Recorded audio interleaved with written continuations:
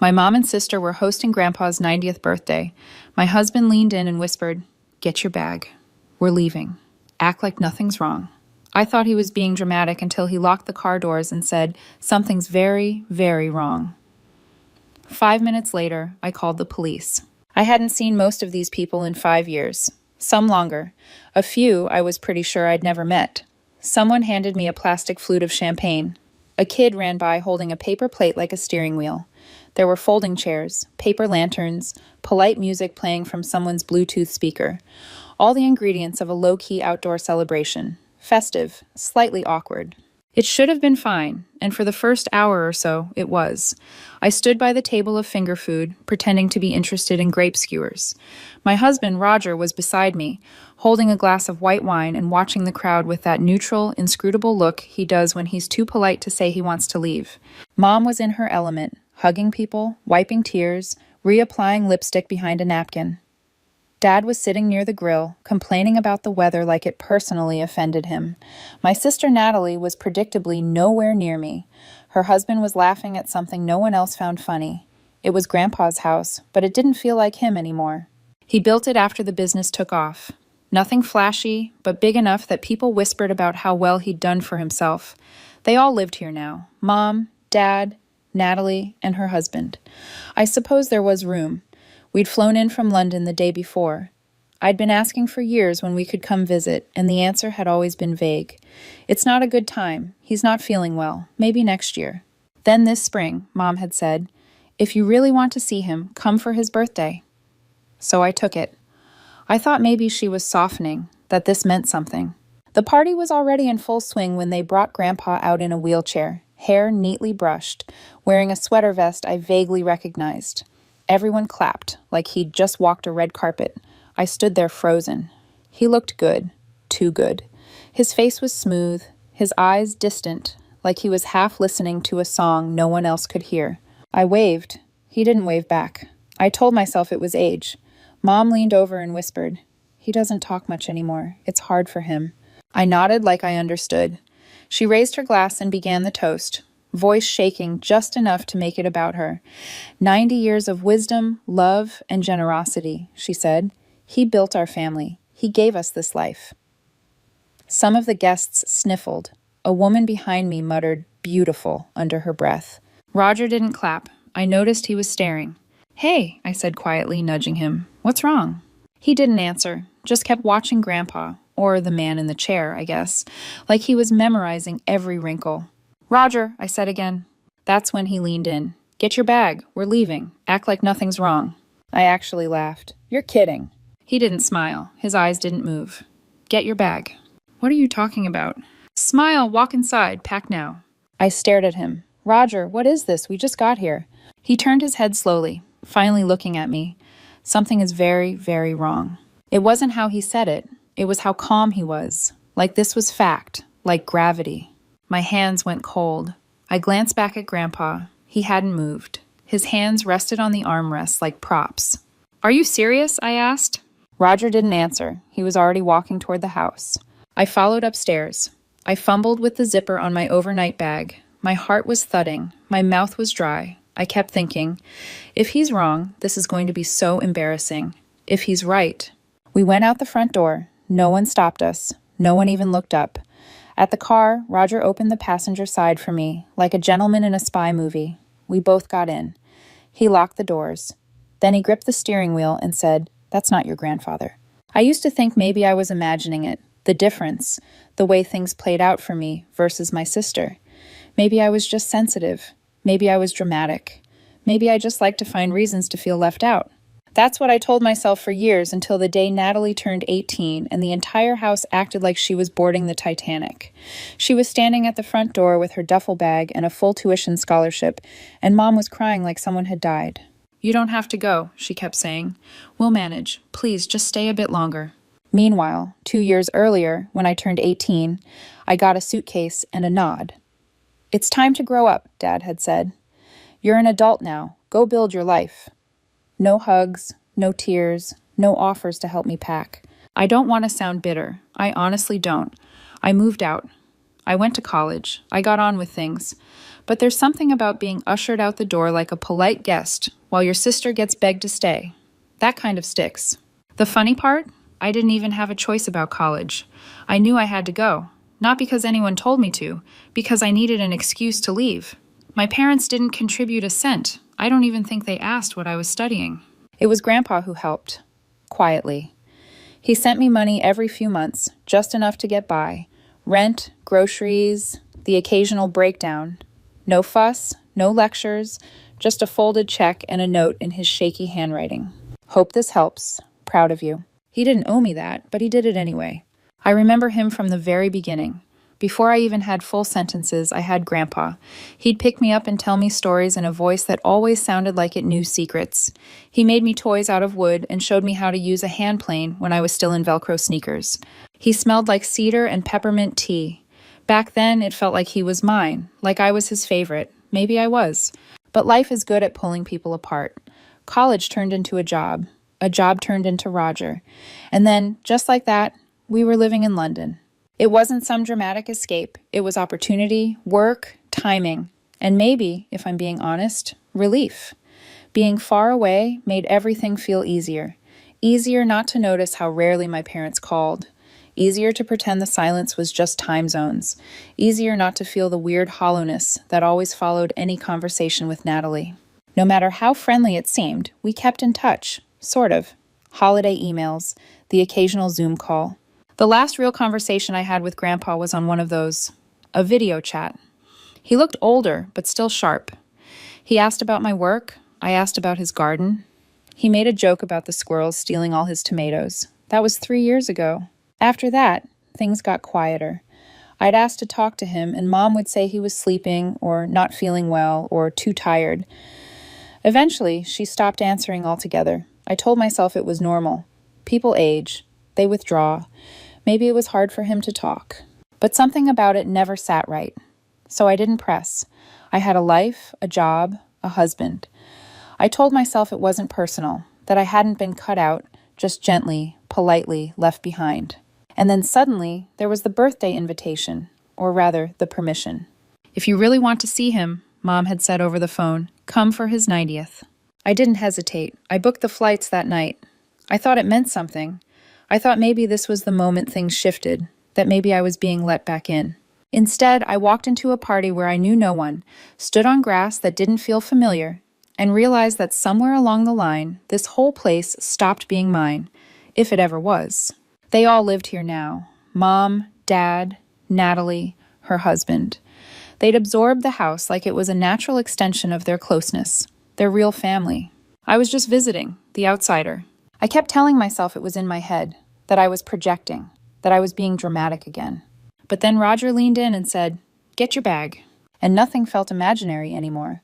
We sat in the car like we'd just committed a crime, or maybe like we'd just escaped one.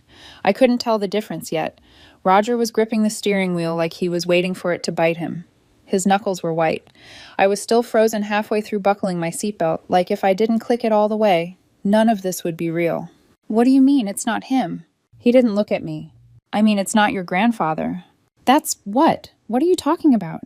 I'm serious, he said, calm but not kind. That man in the wheelchair, that's not him. I stared at him like he'd suggested the cake was made of uranium. You think someone, what? Put on a mask? Like some Scooby-Doo villain? Not a mask, his ears are different. I blinked. His ears. Roger finally looked at me. You don't get it. I remember faces, every detail. I have since I was a kid. I can sketch a person I saw once at a train station in 2009.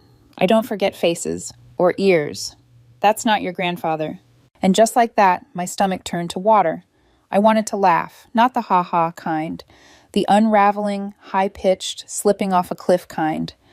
I pressed my hand to my face. My brain tried to logic its way through it. But what else could it be? Who else could it be? Roger looked back at the house. Your uncle? What? Didn't you say he looked a lot like your grandfather when he was younger? I did. I had. He did. But that was years ago. And besides, my uncle? He wasn't around, was he? He hadn't been at the party, hadn't said a word. Plus, oh my God, I whispered. He was wearing glasses. And a beard. Probably makeup. It wasn't over the top, but just enough. And I'm telling you, those ears, different shape, not even close. Roger, I know, he said. I know what I saw. I pressed my forehead to the window. My breath fogged the glass. My heart was rattling like it was about to knock a hole in my ribs. I didn't want to believe him. I wanted to go back to when this was just a weird party, and I was the uninvited guest, the disappointment daughter, the out-of-town stranger. That version of reality felt so safe. Then, where is he? Roger didn't answer. Where is he? I felt the question ripple through me like a fever breaking. Where is Grandpa? Suddenly, everything tilted. The awkward toasts, the crying, the half-empty guest list, the way no one let me get close to him, the way he never spoke, the way they shut me down every time I tried. I haven't talked to him in 3 years, I said out loud. Roger glanced at me. What? I swallowed. 3 years. The last time was over Zoom. He looked tired. Then Mom said he was too sick to talk. Every time I called, it was, he's resting, or he had a rough night. I thought I was just being dramatic, but now I wasn't sure I hadn't been screaming into a void this entire time. Okay, Roger said. I think you need to call someone. I stared at him. You mean the police? He nodded once. If we're wrong, we're not. I didn't move. I didn't breathe. I was picturing the look on Mom's face when I left. That tight little smile that didn't touch her eyes. The slight shake of her head, like I'd dropped uninvited into my own life. I'm going to ruin everything, I whispered.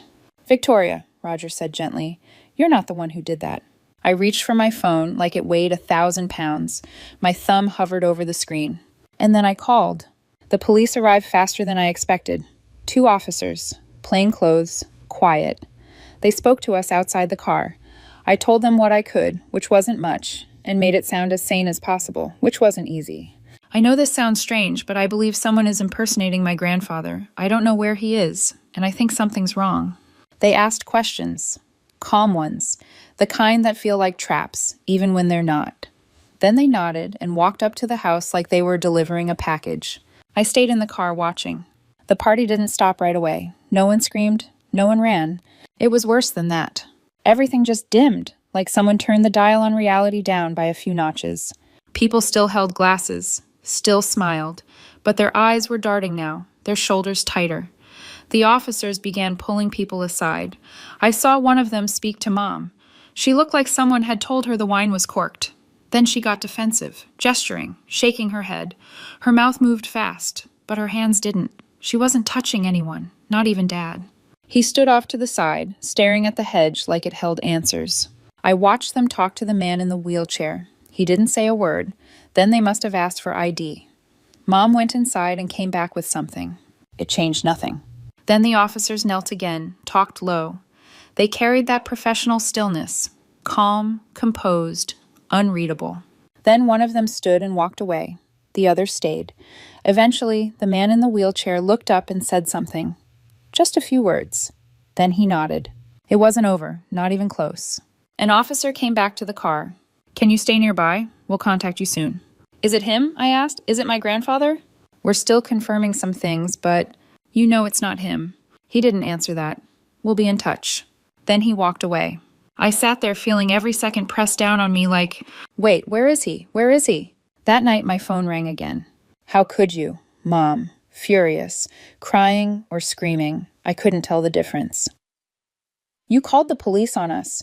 On your own family? You think you're better than us because you moved away? I tried to speak. I couldn't. You don't understand. You weren't here. You didn't see what it was like. We did what we had to do. For him. For all of us. What did you do? I asked, voice breaking. Where is he? You don't get to ask that. Not now. Not after what you've done. Where is Grandpa? Silence. Then a click, and the line went dead. When the police came to our hotel room door the next morning, I thought I might throw up. Not because I was scared of them, though there was that too, but because part of me was still hoping Roger had just snapped, misread something, got carried away. Mistaken ears, mistaken identity, mistaken everything. But they didn't come to arrest us or question us. They came to tell me that my grandfather was dead, had been for 3 years. They didn't say it like that, of course. They were calm, professional. One officer did most of the talking while the other watched me like I might bolt. There's been a voluntary statement made. The family reports that Mr. Ellis passed away in March 2022. They claim it was natural causes. The body was privately buried. I sat down. I couldn't feel my legs anymore, or my fingers. We're treating this as an open investigation until the coroner can confirm the circumstances of death. The words bounced off me like raindrops on a locked car. I heard them. I just didn't absorb them. 3 years. 3 years. And I'd been sending birthday cards. I'd been asking for Zoom calls.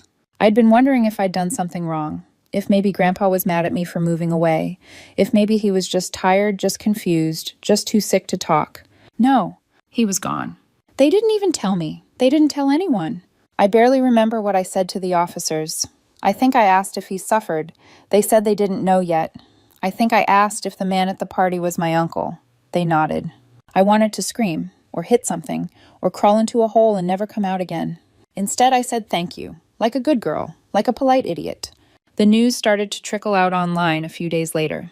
At first, it was just whispers, Reddit posts, a local gossip blog, but then someone uploaded a video, grainy, shaky phone footage of the birthday toast, of my mother wiping her eyes, of my grandfather, no, not him, pretending to listen as if it were all real.